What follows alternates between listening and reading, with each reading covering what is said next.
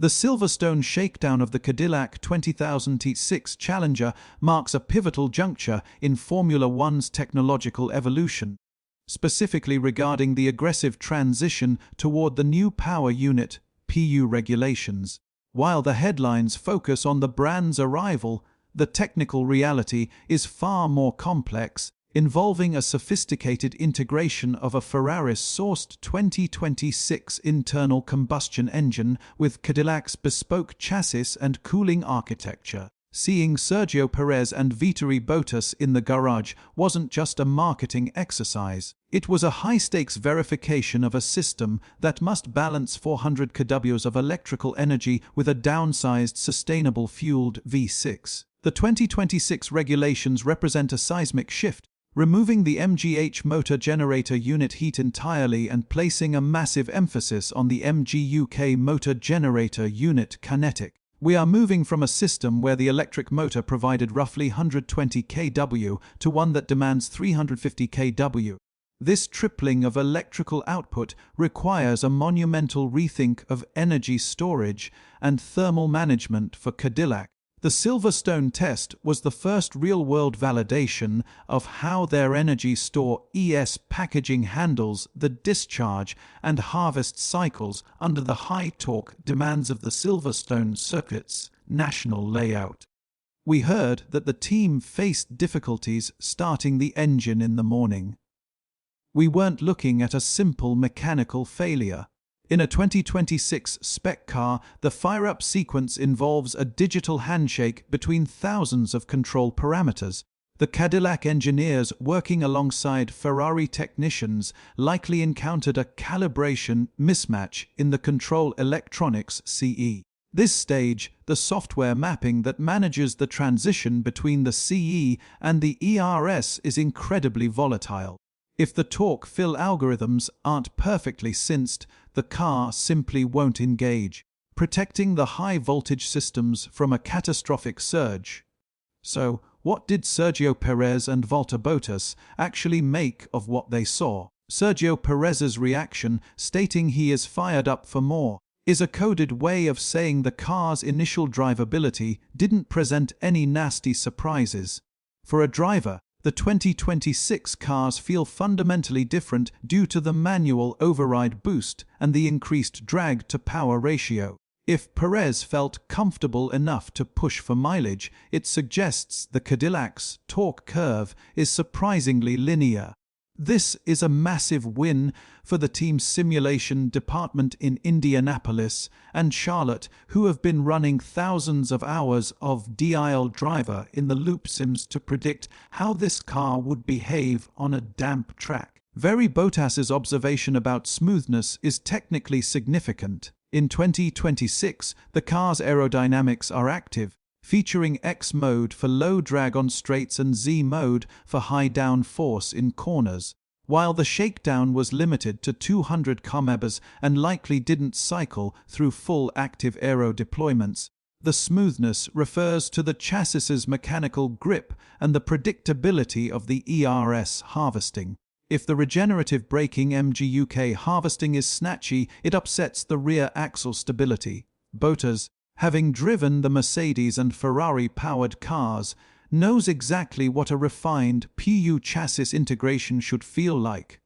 Technically, the Cadillac chassis is a masterclass in carbon fiber optimization. The 2026 cars are narrower, one's 900 mm, compared to the current 2,000 mm, and the wheelbase has been shortened to 400 mm. This makes the car inherently more nervous in high-speed transitions. By running an all-black stealth livery, Cadillac isn't just being aesthetic. They are likely running a thinner, clear coat to save weight. As the 2026 minimum weight of 765 kg is notoriously difficult to hit given the heavier battery packs, every gram saved on the skin of the car is a gram that can be used as ballast to lower the center of gravity. COG. The decision to use Zhou Guanyu for the initial system checks was a calculated move. Zhou has spent the last few seasons embedded with the Ferraris-powered ecosystem, giving him a very specific feel for the Maranello power delivery. Using a reserve driver to iron out the sensor noise during the first 50 km allows the primary drivers Perez and Bottas to focus on the high-level performance metrics once the car is stable. It's a standard engineering hierarchy. Verify the telemetry, then explore the performance envelope. We must also consider the cooling requirements of the 2026 PU. With the increased electrical load, the heat rejection from the battery and the MGU-K is significantly higher than in 2024. The Cadillac side pod inlets and Canon cooling exits on the engine cover suggest a very aggressive approach to thermal management. If they struggled to get out on track until 300 p.m., it's possible they were fine, tuning the thermal sensors to ensure that the 100% sustainable fuel, which burns at a different temperature than current E10 fuel, wasn't causing hot spots in the internal combustion chamber. My technical opinion on this project is that Cadillac is further ahead with their chassis integration than many expected. While Audi has the advantage of a works engine, Cadillac's partnership with Ferrari allows them to focus purely on aero efficiency and mechanical platform stability. They're effectively bypassing the engine-building learning curve, which usually takes 5 years to master.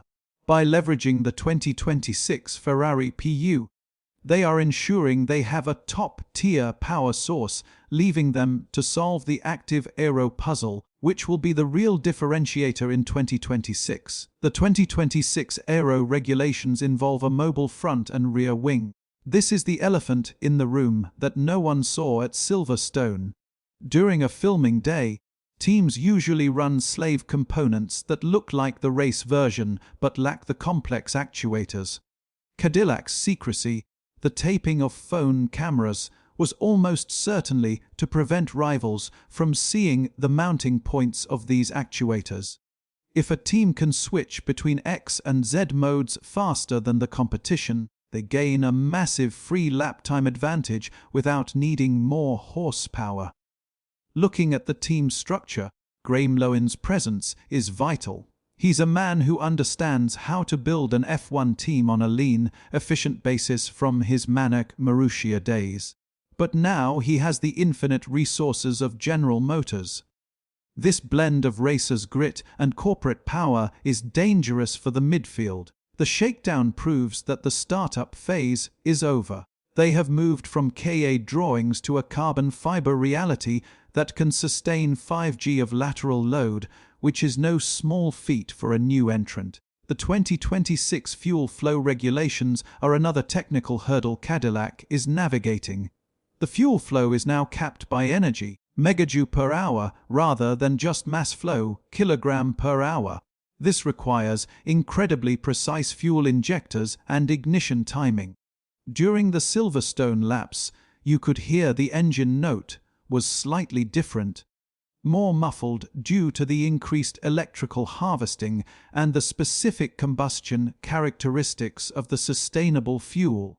The fact that the car sounded crisp in the social media clips suggests that the ignition mapping is already quite mature. I suspect that Cadillac's prediction of being competitive by Melbourne is not just bravado. By using Perez and Bottas, they have two of the most technically articulate drivers in the sport. Perez is famous for his rear-end sensitivity and tire management, while Bottas is a qualifying specialist with a deep understanding of hybrid deployment strategies. This dream team of developers is exactly what you need when you're trying to understand the clipping effect, where the battery runs out of juice at the end of a long straight, which will be a major factor in 2026. The Super Bowl reveal in February is a marketing masterstroke, but the real reveal will be at the Barcelona test on January 26th. That is where we will see the Cadillac's true 2026 suspension geometry. I'm particularly interested to see if they've gone for a pull rod or push rod front suspension given the 2026 Aero's shift. Getting the clean air to the underfloor is more critical than ever. If Cadillac has managed to package the Ferrari PU tightly enough to allow for a massive undercut in the side pods, they could be the surprise package of the season. Regarding the morning difficulties, it's worth noting that the 2026 cars require a much more substantial external cooling rig when the car is stationary. If the team was having issues with the umbilical connection to the garage systems, it would delay the fire up. These cars are essentially plug-in hybrids on steroids, and the infrastructure required to run them is as complex as the car itself. This shakedown was as much a test for the mechanics and the garage equipment as it was for Sergio Perez. The 2026 season will see a massive disparity in how teams handle energy management. Some will be fast for one lap, but lose power halfway through a race. Cadillac's focus on the shakedown suggests they are prioritizing systems reliability. As the old saying goes, to finish first you must finish. In 2026, many cars will simply fail to reach the checkered flag in the early rounds due to ERS overheating.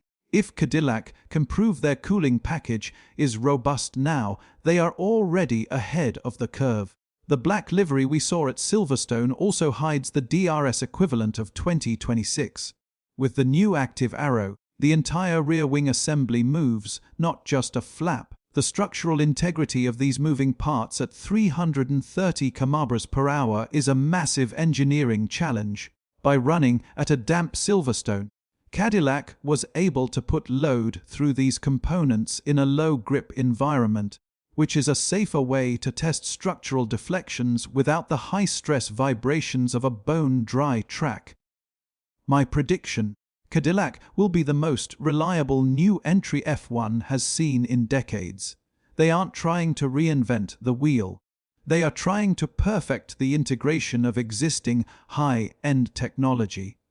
The Perez-Bottas feedback loop will be their secret weapon. While other teams might have faster peak aero, the Cadillac will likely have a wider operating window, making it easier for the drivers to find the limit in the unpredictable conditions of the early 2026 flyway races. Finally, we shouldn't underestimate the Andretti influence behind the scenes.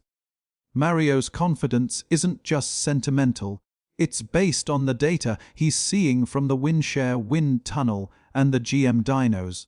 The Silverstone shakedown was the moment the American F1 dream became a data-driven reality. The car is real, the drivers are elite, and the technical foundation is Italian-engineered but American-refined. It's a formidable combination that should have the established garagists feeling a bit nervous.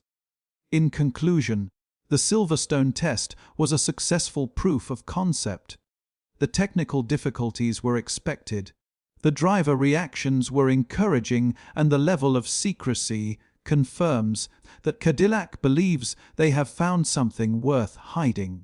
As we head towards Barcelona and eventually Melbourne, the focus will shift from can it run to how fast can it go. If the integration of the 350 kb MGUK is as smooth as Bess suggests, Cadillac might just find themselves fighting for best of the rest much sooner than anyone dared to predict.